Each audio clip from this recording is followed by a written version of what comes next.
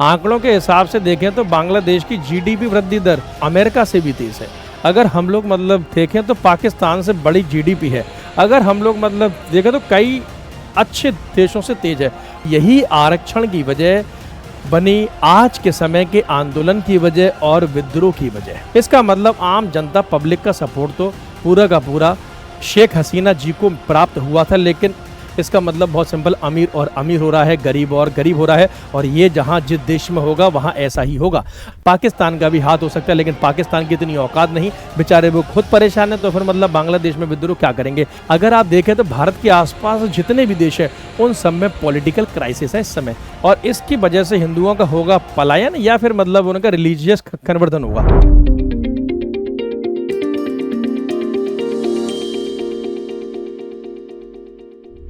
RG ज्ञान सबसे सटीक। नमस्कार दोस्तों, स्वागत है आप सभी का एक बार फिर से अपने इस प्लेटफॉर्म पर। मैं दीपक शर्मा करता हूं आप सभी का स्वागत। आशा है कि उम्मीद है आप सभी एकदम बढ़िया होंगे, शानदार होंगे। तो बांग्लादेश का ये मुद्दा, बांग्लादेश का ये इश्यू, खतरे में है लोकतंत्र बांग्लादेश में, ये खबर आपने सुनी होगी। आज इसके बारे में हम विस्तार से देखने के लिए जा रहे हैं कि आखिरकार बांग्लादेश में क्या स्थिति उत्पन्न हुई है, लोकतंत्र के साथ क्या हुआ है, क्या पोस्टमार्टम हो गया है लोकतंत्र के साथ, क्या वहाँ का हिंदू वाकई में खतरे में है, या फिर ये मुद्दा सिर्फ और सिर्फ आरक्षण का है, या फिर वहाँ की सेना अपने हाथों में सत्ता चाहती है। इस मुद्दे के ऊपर हम बातचीत करें। सबसे पहले हम बांग्लादेश के इतिहास की तरफ चलते हैं।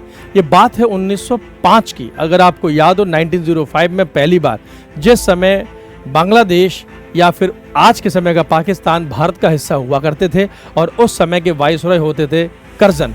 करजन ने फूट डालो राज करो नीति के तहत, डिवाइड एंड रूल पॉलिसी के तहत बंगाल विभाजन कर दिया था, क्योंकि उस समय बंगाल जो क्षेत्र होता था वो भारत की राजनीति का केंद्र होता था।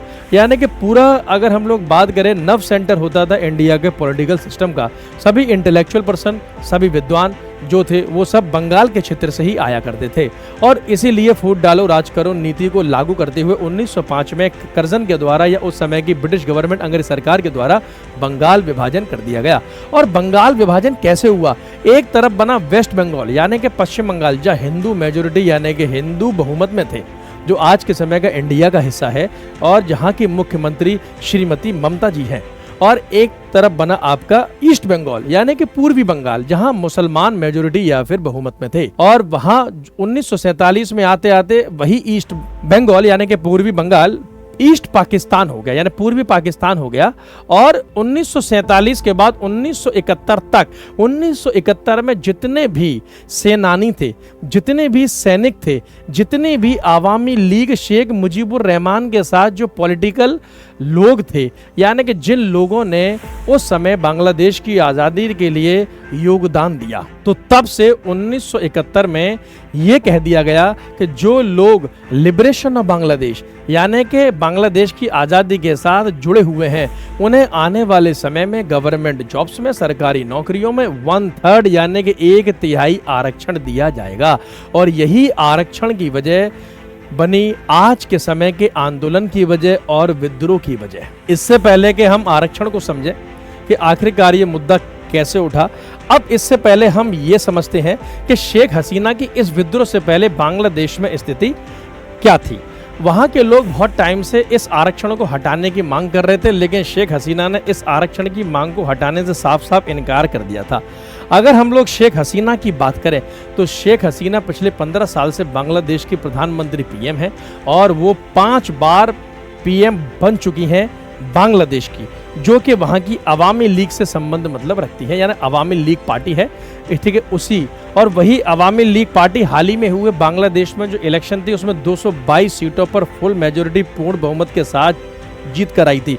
इसका आम जनता पब्लिक का सपोर्ट तो पूरा का पूरा शेख हसीना जी को प्राप्त हुआ था। लेकिन इससे हम ये समझ सकते हैं कि चाहे बेशक पार्टी फुल मेजोरिटी में हो, जिस समय पब्लिक अपने रोष पर आती है उस समय वो कुछ नहीं देखती फुल मेजोरिटी क्या है, पूर्ण बहुमत क्या है, ठीक है। अभी मैं इसमें आपको सेना का रोल भी बताऊंगा कि आखिरकार सेना के रहते हुए ये इतना बड़ा आंदोलन और इतना बड़ा विद्रोह आखिरकार हुआ कैसे। हुआ क्या कि जैसे ही ये आंदोलन की शुरुआत हुई तो 15 साल से शेख हसीना जो प्रधानमंत्री हैं, सबसे पहले तोड़ फोड़ शुरू हुई आवामी लीग के हेडक्वार्टर को लेकर, जो कि ढाका में है। वहां पर कुछ आंदोलनकारी आम लोग पहुंच गए और तोड़फोड़ कर दी। और ये सब कुछ, और शेख मुजीबुर रहमान जी की मूर्तियों को भी लोग तोड़ने लग गए। हालांकि कुछ खबरें ऐसी भी आई कि मतलब हिंदुओं के मंदिरों को भी तोड़ा गया है। तो शेख मुजीबुर रहमान जी की मूर्तियों को तोड़ने लग गए। ये बहुत गलत है कि जिस इंसान ने बांग्लादेश जैसे देश को बनाया, उसके लिए मतलब मेहनत की, भारत सरकार के हेल्प से पूरा मतलब फाउंडेशन फादर बने, फाउंडिंग फादर बने, संस्थापक बने, ऐसे इंसान की मूर्ति को तोड़ना। लेकिन ये भी सच्चाई है कि जहां जब जनता विद्रोह करती है तो वहां के राजनीतिक लोगों की मूर्तियां टूटने लगती हैं। यह भी एकदम हकीकत की बात है। लेकिन इतना बड़ा विद्रोह सेना की हेल्प के बिना नहीं हो सकता, सेना की जो है मदद उसके बिना नहीं हो सकता। जाहिर सी बात है, ये मुद्दा काफी टाइम से चला आ रहा था आरक्षण का। ठीक है, अब मैं इस आरक्षण के मुद्दे को समझाता हूं आपको कि किस प्रकार से वहां पे आरक्षण का मुद्दा मतलब लागू होता है।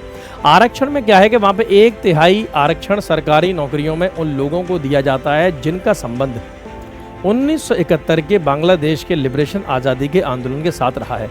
वहाँ के आम लोग विरोध कर रहे थे कि भाई चलो, इतना समझ में आता है कि आप ऐसे लोगों की फर्स्ट जनरेशन तक, पहली पीढ़ी तक इस आंदोलन को रखें, लेकिन इसे हमेशा के लिए लागू ना करें। अब आपको पता है कि युवा परेशान है, अब भाई उसके पास रोजगार नहीं है। हालांकि आंकड़ों के हिसाब से देखें तो बांग्लादेश में बेरोजगारी दर सिर्फ 3% है, ये लेकिन ये सिर्फ आंकड़े हैं। आंकड़ों के हिसाब से देखें तो बांग्लादेश की GDP वृद्धि दर अमेरिका से भी तेज है। अगर हम लोग मतलब देखें तो पाकिस्तान से बड़ी GDP है। अगर हम लोग मतलब देखें तो कई अच्छे देशों से तेज है। 5.7%, यानी कि 5.7% GDP ग्रोथ के रेट बांग्लादेश इस समय वृद्धि कर रही है। बांग्लादेश की पर कैपिटा इनकम, प्रति व्यक्ति आय इस समय 2,30,000 रुपए के आसपास है, 2024 के आंकड़े। लेकिन ये सिर्फ आंकड़े हैं, इसका मतलब ये है कि अगर वहाँ का युवा आक्रोशित है और वहाँ के युवा को नौकरी प्राप्त नहीं हो रही है, इसका बहुत सिंपल, और GDP बढ़ रही है, पर कैपिटा इनकम बढ़ रहा है, इसका मतलब बहुत सिंपल, अमीर और अमीर हो रहा है, गरीब और गरीब हो रहा है। और ये जहाँ जिस देश में होगा वहाँ ऐसा ही होगा। भाई युवाओं की मांग कोई रॉन्ग नहीं थी, युवाओं की मांग कोई गलत नहीं थी, लेकिन शेख हसीना का कुछ हद तक तानाशाही वाला नेचर, डिक्टेटरशिप वाला नेचर उनकी सरकार को ले डूबा। अरे भाई, अगर युवा यो कह रहा है कि आरक्षण को हटा दो, तो उसमें हटाने में क्या दिक्कत है? भाई आरक्षण, चलो, जिन लोगों ने देश को आज़ादी दिलाई, आप पहली पीढ़ी तक आरक्षण रखिए। इसका मतलब ये नहीं कि युवाओं को आप परेशान करेंगे। और आपको पता है कि युवा खून ऐसा है कि अगर उसे रोजगार नहीं मिलेगा तो वो देश का विरोध करेगा ही करेगा, फिर वो चाहे कोई भी देश हो, हमारा देश हो या फिर कोई भी देश हो। अब इससे मुझे याद आया, अगर आप देखें तो भारत के आसपास जितने भी देश हैं उन सब में पॉलिटिकल क्राइसिस है। इस समय राजनीतिक संकट है। आप कोई भी देश उठा लीजिए और हर जगह राजनीतिक संकट, युवा बेरोजगार है इसीलिए है, आम आदमी परेशान है इसीलिए है। चाहे आप अफगानिस्तान में देखें, अभी कुछ समय पहले वहां पर तख्ता पलट हो गया, तालिबान ने कर दिया। पाकिस्तान की हालत तो आप देख ही रहे हैं। हालांकि कुछ लोगों ने कहा कि बांग्लादेश के इस विद्रोह में पाकिस्तान का भी हाथ हो सकता है, लेकिन पाकिस्तान की इतनी औकात नहीं, बेचारे वो खुद परेशान है, तो फिर मतलब बांग्लादेश में विद्रोह क्या करेंगे। लेकिन कुछ लोगों ने कहा कि इसमें हाथ अमेरिका का भी हो सकता है, क्योंकि शेख हसीना की सरकार को अमेरिका सरकार पसंद नहीं करती थी और ना ही चीन की सरकार पसंद करती थी, क्योंकि शेख हसीना जी की गवर्नमेंट जो सरकार थी उनके गहरे संबंध थे भारत सरकार के साथ। और भारत सरकार में प्रधानमंत्री मोदी जी के मतलब अगर हम देख कोऑर्डिनेशन से सहमति थे शेख हसीना जी, वहां पर मतलब अच्छा एक शासन कर रही थी। तो वो इंडियन फेवरेबल गवर्नमेंट है शेख हसीना की, अवामी लीग वाली। लेकिन पाकिस्तान, अमेरिका, ये लोग सपोर्ट करते हैं, वहां की एक पार्टी है BNP, बांग्लादेश नेशनलिस्ट पार्टी, जिसकी लीडर हैं खालिदा जिया। ठीक है, तो उनकी मतलब लीडर जो है वो है खालिदा जिया। और खालिदा जिया एक समय में PM भी रही हैं, प्रधानमंत्री भी रही हैं। और खालिदा जिया जी को, जो कि BNP की लीडर हैं, इनको कुछ समय से शेख हसीना जी ने हाउस अरेस्ट यानी कि नज़रबंद भी कर रखा था। और वहाँ की सेना यही चाहती थी कि खालिदा जिया ही बागडोर संभालें और BNP जो पार्टी है वो मतलब सत्ता में आए, क्योंकि BNP जो पार्टी है वो पाकिस्तान को सपोर्ट करती है, वो चाइना को सपोर्ट करती है और वो अमेरिका जैसी सरकारों को सपोर्ट करती है, लेकिन भारत का विरोध करती है। इसीलिए भारत सरकार कभी नहीं चाहती थी कि खालिदा जिया सत्ता में आए, यानी कि BNP सत्ता में आए। भारत सरकार की हमेशा इच्छा यही रही है और आगे भी मतलब यही रहेगी कि शेख हसीना जी ही हमेशा सत्ता में रहे। तो ये तो उनका इंटरनल और अंदरूनी मामला हो गया कि जिसकी वजह से उन्हें बहुत ज्यादा दिक्कत हुई, क्योंकि BNP जो पार्टी है वो वहां की एक कट्टरपंथी पार्टी जमाते इस्लामी को सपोर्ट करती है एक समूह है जो कि आईएसआई और पाकिस्तान के सपोर्ट से बांग्लादेश में अक्सर सरकारी कामकाजों को शेख हसीना की सरकार को दिक्कत देता रहता है। ऐसे ही अगर आप देखें नेपाल में भी अभी आप देखो स्थिर सरकार नहीं है, आप म्यांमार में देखिए स्थिर सरकार नहीं है, और श्रीलंका में तो अभी कुछ महीने पहले ही आपने वहाँ की फोटो वीडियोज को देखा होगा कि वहाँ पे भी लगभग विद्रोह जैसे हालात हैं। तो बांग्लादेश में ये जो हालात पैदा हुए 1971 से आरक्षण के विरोध के लेकर, वहाँ पे 1/3 आरक्षण ऐसे लोगों को मिलता है जो बांग्लादेश की आज़ादी में थे। 5% आरक्षण की अगर हम लोग बात करें माइनॉरिटी अल्पसंख्यकों को दिया जाता है, और 10% आरक्षण महिलाओं को दिया जाता है। हालांकि 2018 में शेख हसीना जी ने इन आरक्षण को समाप्त करने की बात भी कही और इसे समाप्त भी कर दिया। ठीक है, ऐसी मतलब बात कही गई कि भाई हम इस आरक्षण को समाप्त करेंगे, और उसके लिए एक रेजोल्यूशन पास भी हो गया। बट 2024 में जून के महीने में बांग्लादेश में जो ढाका हाईकोर्ट है, ढाका उच्च न्यायालय ने कहा कि नहीं, ये आरक्षण लागू रहेगा और ये आरक्षण रहेगा ही रहेगा। हालांकि बांग्लादेश के सुप्रीम कोर्ट ने इस आरक्षण को खत्म करने के लिए फिर से बांग्लादेश में जो ढाका हाईकोर्ट के फैसले को था उसके ऊपर रोक लगा दी। बोला कि नहीं, इस आरक्षण को खत्म होना चाहिए और सरकार को इसके लिए संविधान में संशोधन करना चाहिए, ऐसा कानून लेकर आना चाहिए कि अब इस प्रकार का आरक्षण कभी भी लागू नहीं होगा। लेकिन शेख हसीना ने इसके लिए कुछ भी पहल नहीं की, ना ये घोषणा की कि हम इसे आने वाले समय में इसके खिलाफ कानून बनाएंगे कि ऐसा आरक्षण कभी नहीं आना चाहिए, बल्कि शेख हसीना जी इस पर शांत रहीं और वहाँ के युवा विद्रोह करते रहे। लेकिन ये सिर्फ बात एक आरक्षण की नहीं, मतलब हो सकता है कि इसमें मिलिट्री जो है, सेना जो है, उसका योगदान रहा हो, क्योंकि सोचो कि इतने बड़े स्तर पर वहाँ के युवा, वहाँ के आम आदमी विद्रोह कर रहे हैं, पीएम के हाउस में घुसकर लूटमार कर रहे हैं, तोड़फोड़ कर रहे हैं, चिकन पार्टी कर रहे हैं, अंडा पार्टी कर रहे हैं।